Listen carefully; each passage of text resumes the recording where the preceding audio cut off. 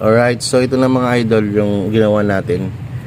So tamang lit lang para sumakto lang siya dito. Ayan, upang tumagal at di na siya mabuka.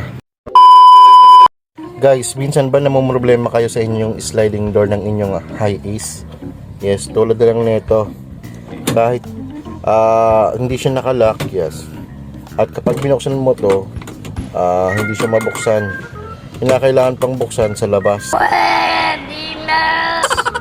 Para ito, yung pinto ay mabuksan natin. So dito hindi gumagana. Yan. Tulad ngayon, binuksan na. Ngayon, ang gagawin natin is tatanggalin natin tong dalawang screw dito na nakalagay. So gagamit tayo ng Allen rings.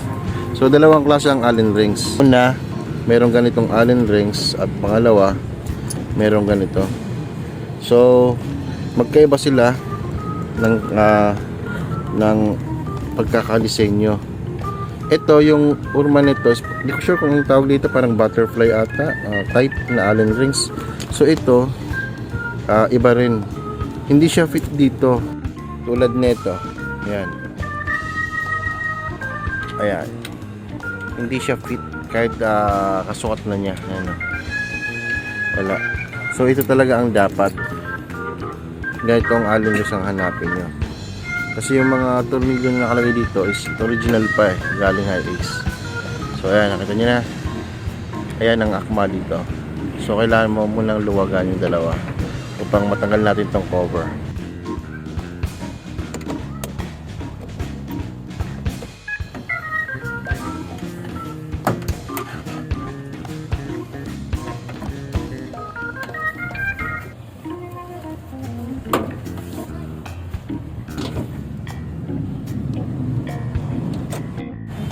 So ito na yung bahagi mga idol nung sliding door. Natanggalin natin yung cover, yung unang cover dito sa may handle, and then yung cover din dito kanina na nakatakip.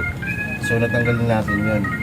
Ngayon, kung bakit hindi nabubuksan tong handle na to, ayan, tingnan nyo, is dahil mala siya rito. Ayan mga idol, kaya hindi siya mabuksan.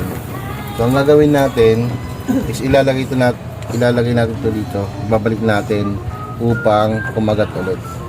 So para hindi na siya hindi na siya makalas, ito kailangan natin tanggalin. Yan. Upang hindi na siya makalas, lalagyan natin ito ng clip. So dito yan dapat, yan, shoot na natin at i-lock. So i-try muna natin mga ito. Nailagay na natin yung clip, yan. Naibalik na natin yung clip dito. So ngayon, buksan na natin.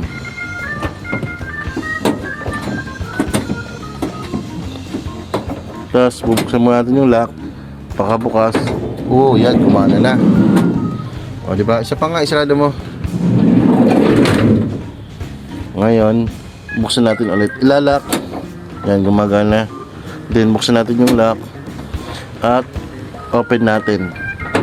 Yan, gumana na. So para mas matibay, hindi na siya kumalas kasi talagang katagalan kasi yung mga nagbubukas sara, minsan ang lalakas pumila magbukas, kaya minsan na tatanggal tong clip. Kaya ang gawin natin upang hindi na ito mabuka, ito ang solusyon natin gawin. Ito, lagyan natin ng cable tie. Yes, at i-clip natin dito sa clip na yan.